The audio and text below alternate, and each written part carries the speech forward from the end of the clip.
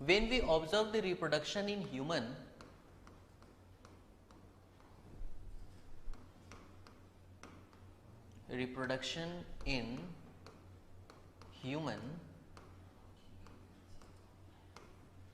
then we can see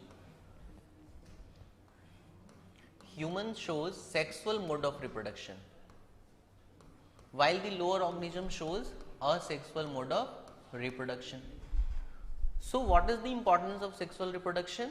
Sexual reproduction consists gametogenesis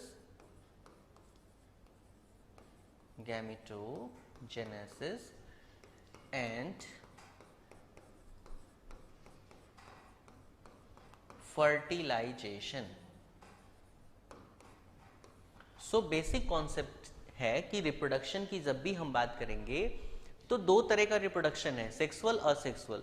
sexual में basically क्या होता है, गैमेटोजेनेसिस और fertilization is very important for the sexual reproduction. These two steps are very important. Okay, good evening Mayank, Ravish good evening. So ये चीज है। लेकिन अगर हम असेक्सुअल की बात करें तो no gametogenesis, no fertilization. So that's why asexual reproduction is very simple, short and fastest procedure, while sexual reproduction is slow, है ना, long procedure, complicated procedure. So this is the thing. Now the next thing is, when we talk about human reproduction, so in human beings there are two types of organisms. First one is male and second one is female. So guys, when we talk about the male, then males have primary organ, primary reproductive organ and secondary reproductive organ.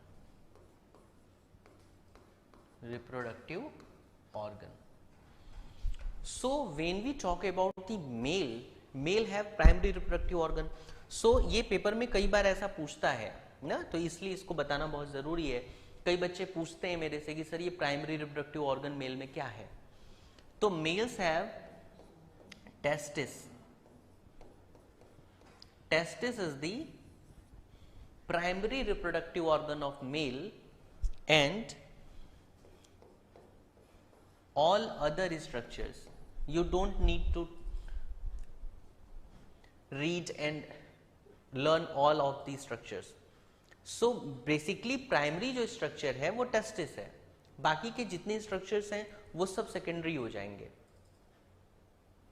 तो testis जो है वो mail में primary structure है और secondary में बहुत सारे, हम लोग एक एक करके सब पे बात करेंगे। We will talk about each and everything which includes in this section. Then when we talk about the female has ova and all other structures. So ova is the female gamete. So when gamete form inside of the structure, this is called main. So what about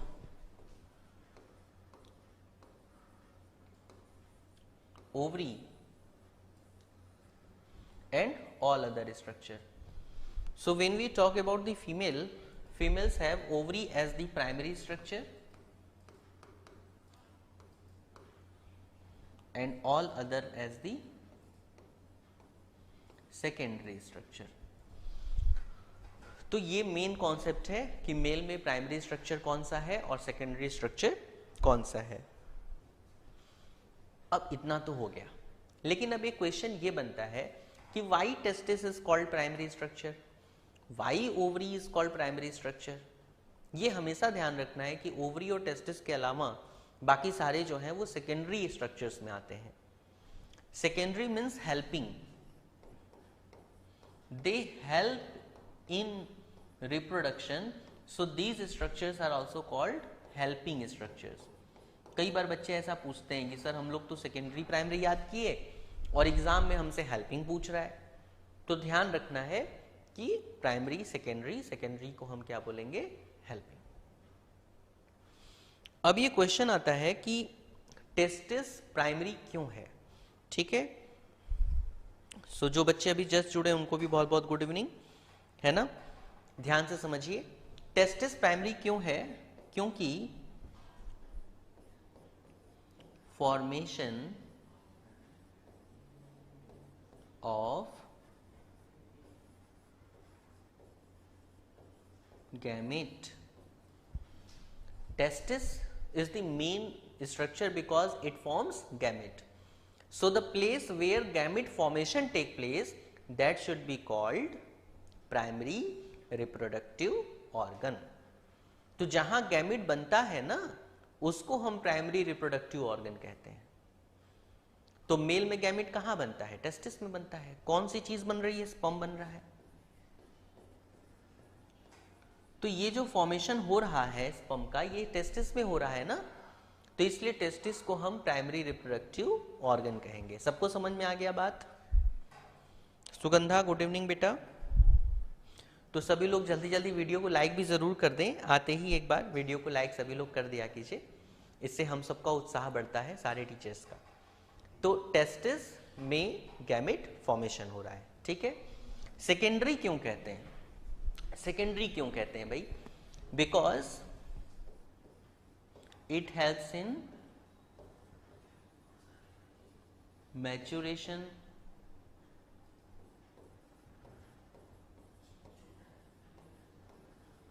movement etcetera. तो mail में जो secondary structure है वो maturation में help कर रहा है, movement में हेल्प कर रहा है ना। तो जो मैच्योरेशन में हेल्प करे, मूवमेंट में हेल्प करे मेल में बेसिकली, तो वो हम कहते हैं सेकेंडरी स्ट्रक्चर। अभी तो एक एक करके सबको पढ़ेंगे ही, तो वहां सीखने की कोशिश करेंगे। तो दिस इज द थिंग। तो primary formation of gamete and secondary this is ये। यहां तक सबको समझ में आ गया बच्चे? चलो मैंने पहले, अब आगे चलते हैं। फीमेल की अगर हम बात करें तो फीमेल में ओवरी को हम प्राइमरी स्ट्रक्चर बोलते हैं, है ना। तो प्राइमरी क्यों? वही चीज सेम, ओवा,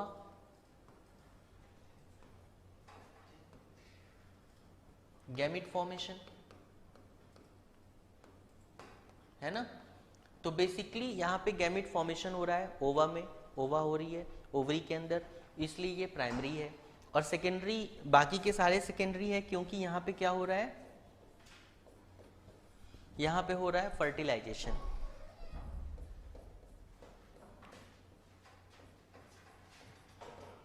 फर्टिलाइजेशन, इम्प्लांटेशन,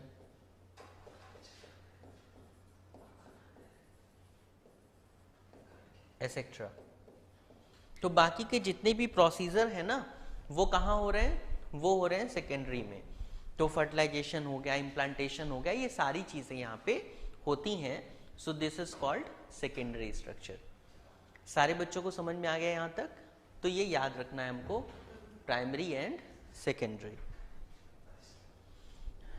ठीक। तो प्राइमरी स्ट्रक्चर और सेकेंडरी स्ट्रक्चर। तो फीमेल में ओवरी को हम प्राइमरी मानेंगे और बाकी के सारे स्ट्रक्चर्स जो हैं वो सेकेंडरी हैं, क्योंकि यहाँ फर्टिलाइजेशन, इम्प्लांटेशन और तमाम तरह की जो भी स्ट्रक्चर्स हैं वो होते हैं। सबको समझ में आ गया यहाँ तक सारे बच्चों को? गुड। तो this is the thing for which we are talking about. Male have primary structures like testis which can form the male gamete, while all other structures are helpful in maturation and movement, so that they are called helping secondary organ. While we are moving towards the female structure, in female ovary are considered as the primary structure because they helps in formation of ovum, while in the case of all other structures like fallopian tube, uterus, vaginal sections, vulva, etc., these are all called secondary because they helps in fertilization, implantation, gestation, paturation, etc., etc. Okay, so this is the thing. अब चलते हैं आगे। थोड़ा सा revise इसलिए करा रहे हैं क्योंकि कल की क्लास थोड़ा सा हम लोगों का नेटवर्क की वजह से इधर उधर हुआ था, तो मैं सोच रहा था एक बार बेस अच्छे से क्लियर होते हुए फिर आगे चलेंगे, ताकि कहीं कोई कंफ्यूजन ना रहे। कुछ बच्चे कल नहीं भी थे तो उनका भी एक बार अच्छे से हो जाएगा, जो थे उनका और पक्का हो जाएगा। यहां तक सबको समझ में आ गया है ना? तो फिर हम लोग आगे चलें।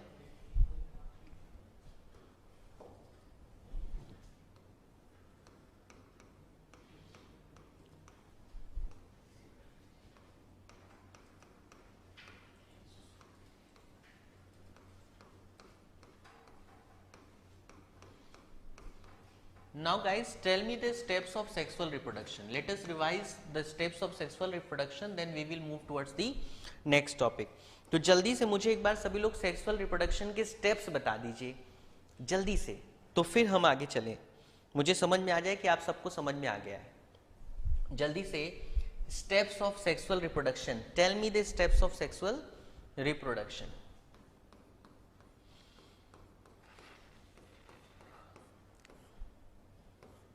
सारे बच्चे जल्दी जल्दी लिख दो।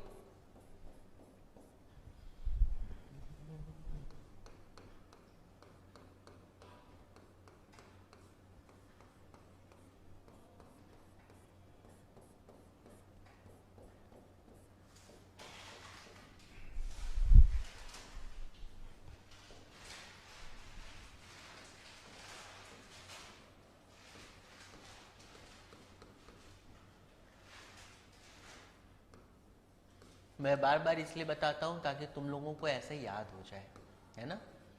ऐसे क्या होता है ना, चीज़ें याद हो जाती हैं, अच्छे से तुम लोगों को चीज़ें याद हो जाएंगी। मेरे पास कई बच्चों के आंसर भी आ रहे हैं।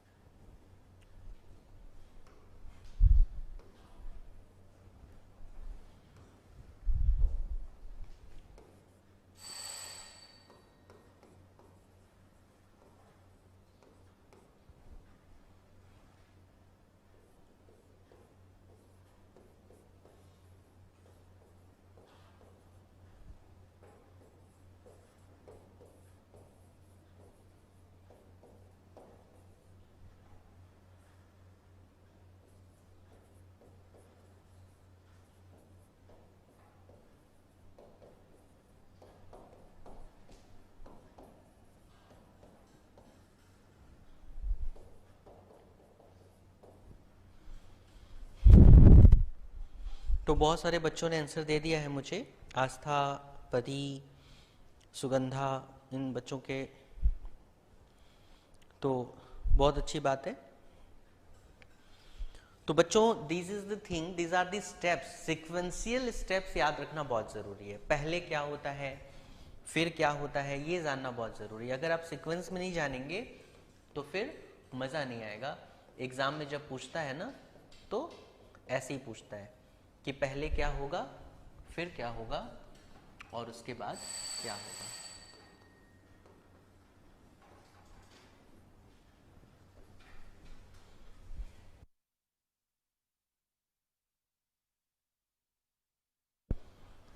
तो बच्चे this is the thing, steps of sexual reproduction. So this is the thing, puberty, gametogenesis, insemination, fertilization, zygote formation, implantation, embryonic development, gestation, parturition, lactation, natal care, maternal care, mother child health care। ठीक है, तो ये these are the steps which are very essential in sexual reproduction in human being। as we talk about the puberty, वो भी रवीश ने भी सारा लिख दिया है भाई। ओके पहले इसमें क्या हो रही है, puberty. So this is the first step, first step is puberty, है ना। इसमें हम लोगों ने बात किया था कि बच्चे जो है वो प्यूबर्टी के एज में जाते हैं। तो कैन यू टेल मी कि प्यूबर्टी की एज क्या होती है बच्चों की। मैंने कल आपको बताया था कि 10 से लगभग 11, 12, 13, 14 साल तक की जो उम्र होती है बच्चों की वो प्यूबर्टी की होती है। खैर ये सब चीज़ें तो बताई थी, तो बहुत ज़्यादा इस पर डिस्कशन नहीं करना है हम लोगों को। मेल फीमेल में हॉर्मोन्स आते थे और फिर बच्चों में चेंजेस आते थे। यहाँ तक तो सबको क्लियर था। जहाँ तक क्लियर है यस सर लिखते जाओ तो फिर हम लोग जल्दी से आगे बढ़ेंगे, है ना। फिर इसके बाद जो सेकेंड चीज़ थी वो थी गैमेटोजेनेसिस। इसमें हम लोगों ने सीखा कि in this step male organism में मेल गैमेट्स बनते हैं और फीमेल ऑर्गेनिज्म में फीमेल गैमेट्स बनते हैं। तो मेल गैमेट फॉर्मेशन और female gamete formation, basically sperm, ovum, ये सब। तीसरा स्टेप हम लोगों ने सीखा इंसेमाइनेशन का, जहां पे ट्रांसफर ऑफ गैमेट होता था। प्यूबर्टी 12 से 14 साल में हो जाता था। गैमेटोजेनेसिस में हमने सीखा male gamete, female gamete. Insemination में हमने सीखा transfer of gamete inside of female. Okay, fertilization, ये भी हम लोगों ने सीखा कि फर्टिलाइजेशन में basically combination formation of zygote होता था। तो कल मैंने ये वैसे बता दिया था, इसलिए मैं इसको भी क्लियर करता जा रहा हूं कि ये सब चीजें हम लोग पढ़ लिए थे कल, फिर इसके आगे चलना है, ठीक है। चलो, फिर जाइगोट डेवलपमेंट होता है। इसके बाद इम्प्लांटेशन। इम्प्लांटेशन कहाँ होता है जल्दी से बताओ, इम्प्लांटेशन कहाँ होगा, inside of the uterus. Then embryonic development, then gestation period, फिर पर्चुरेशन, फिर lactation, natal care, maternal care और चाइल्ड हेल्थ केयर। तो ये सारी चीज़ें होती हैं और फिर हम मानते हैं कि सेक्सुअल रिप्रोडक्शन जो है कंप्लीट होता है। जल्दी से स्क्रीनशॉट ले लो तो फिर मैं इसमें आगे के कॉन्सेप्ट पे चलूँ। पहले बताओ यहाँ तक सबको समझ में आ गया तो मैं आगे चलूँ, जल्दी से बताओ। सभी लोगों को यहाँ तक क्लियर है, ये सारी चीज़ें समझ में आ गई हैं, तो फिर हम लोग आगे की क्लास में आगे बढ़ें, आगे की चीज़ों को समझें।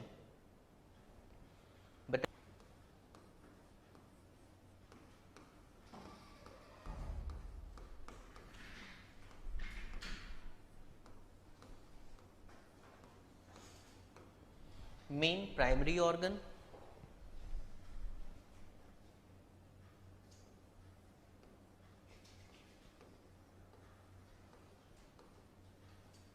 सेकेंडरी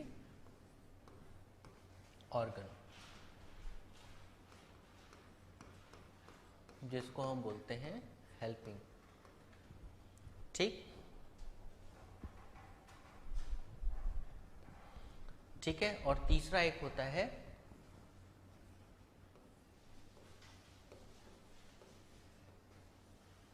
ग्लैंड्स,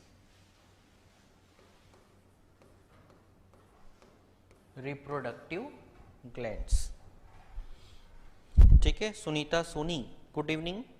आप लग रहा है नए हो, क्योंकि इसके पहले कभी आपके चैट्स आए नहीं, तो गुड इवनिंग आपको भी। तो ये चीज़ें हैं। अब देखो इसमें सबसे पहले क्या समझना है, मेन प्राइमरी ऑर्गन की बात करो तो testis. Testis is the main primary organ of male reproductive system. And when we talk about helping organs, so there are more and more helping organs in human beings. So testis, after testis it should be epididymis,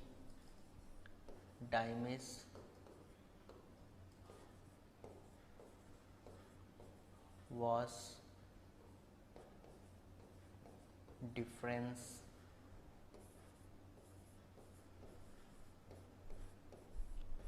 seminal vessel, okay, seminal vessel, then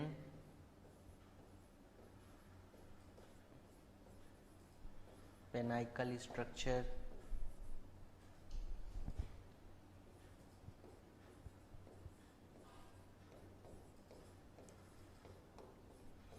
gland panicle structure. We will talk about each and everything, okay, in detail.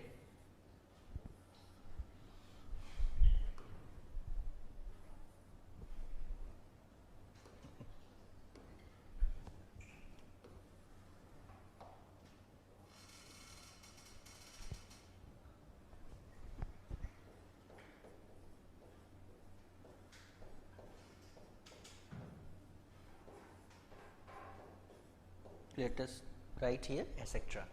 So these are the helping structures like epididymis, vas deferens, seminal vessels, panicle structure, gland panicle structure, foreskin and etc. When we talk about reproductive glands here, there are reproductive glands also present in male, and these glands are bulbo urethral gland and prostate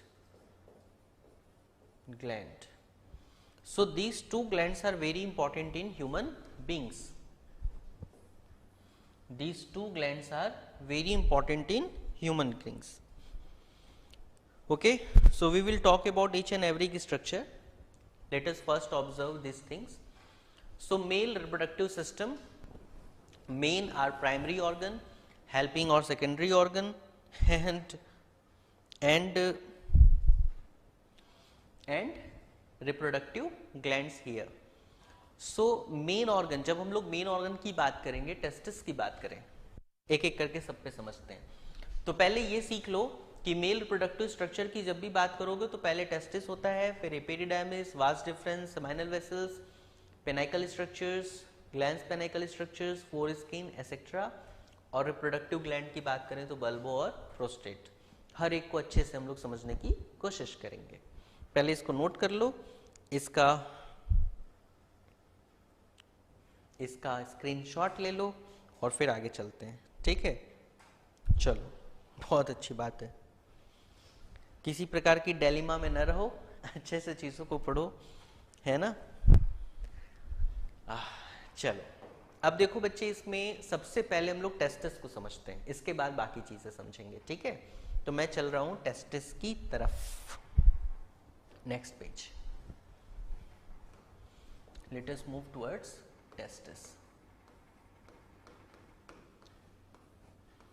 देखो, testis के लिए दो चीजें सबसे पहले जाननी जरूरी है जो कि एग्जाम में पूछा जाता है. One pair testis present as the main reproductive organ in male only. तो वन पेयर टेस्टिस होता है. दूसरी इंपॉर्टेंट बात क्या है? ओव्यूलर, ओव्यूल शेप और एग शेप.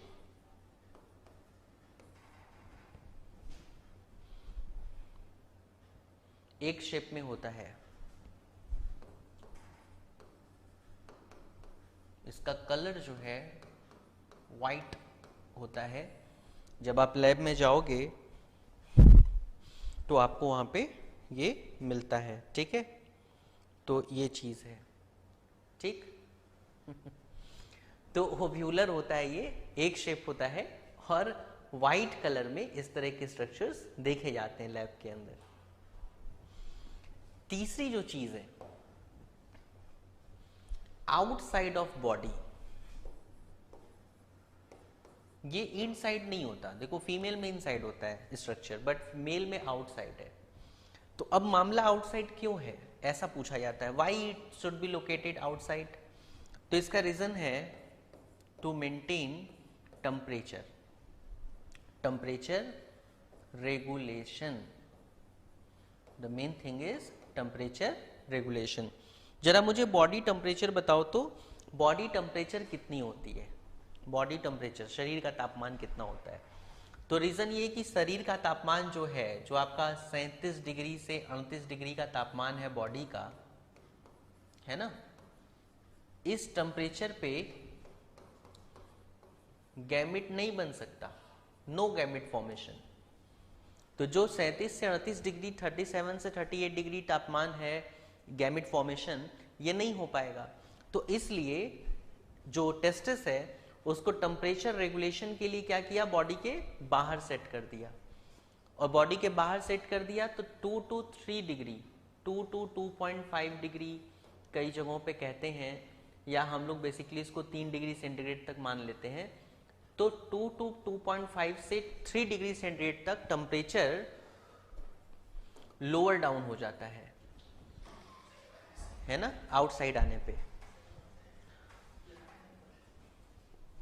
और जब टेम्परेचर कम हो जाएगा तो उसकी वजह से फिर यहां पे क्या होती है, गैमेटोजेनेसिस होती है।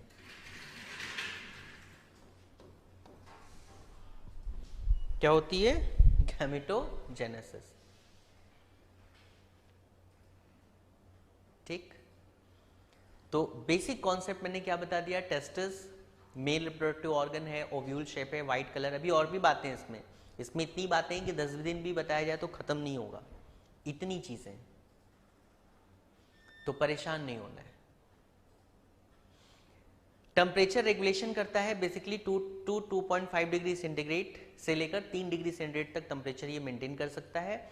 और जब टेम्परेचर इस तरह से कम होगा तो ही गैमेटोजेनेसिस मेल में हो सकता है। अब बात ये कि ये स्ट्रक्चर है कहाँ जहां पे टेस्टिस प्रेजेंट होता है, that should be called scrotum. Scrotum bag, it is a bag like structure in which basically testis is present. This is called scrotum bag. Okay, so first you can take a screenshot, then we will move.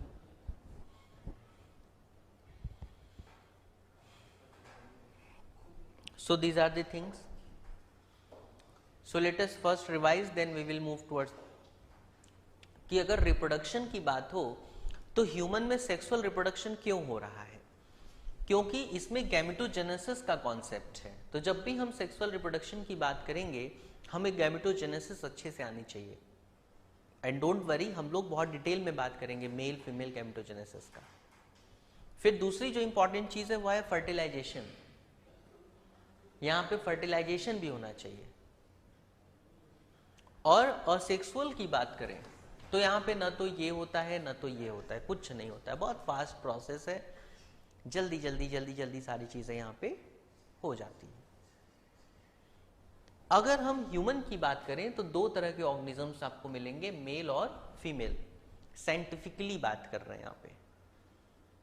अब जो mail है उसमें दो तरह के reproductive structures होंगे, एक primary और एक सेकेंडरी। जैसा कि आपको बताया जो सेकेंडरी ऑर्गन है वो हेल्पिंग भी कहलाता है। कई बार ऐसे बच्चे आते हैं हमारे पास जो पूछते हैं कि सर हम लोगों ने तो प्राइमरी सेकेंडरी पढ़ा था, हमारे एग्जाम में हेल्पिंग भी पूछ रहा था। तो भाई सेकेंडरी को ही हेल्पिंग कहते हैं। प्राइमरी स्ट्रक्चर में टेस्टिस होता है और सेकेंडरी में बाकी सब, जैसा कि अभी देख रहे हैं हम लोग, और यही तो पढ़ना है। अब क्वेश्चन ये होता है कि टेस्टिस मेन क्यों है, क्योंकि आंसर यहाँ पे लिखा हुआ है फॉर्मेशन ऑफ गैमेट। यहाँ पे स्पर्म यानी कि जो मेन गैमेट है वो बेसिकली बनता है इसलिए।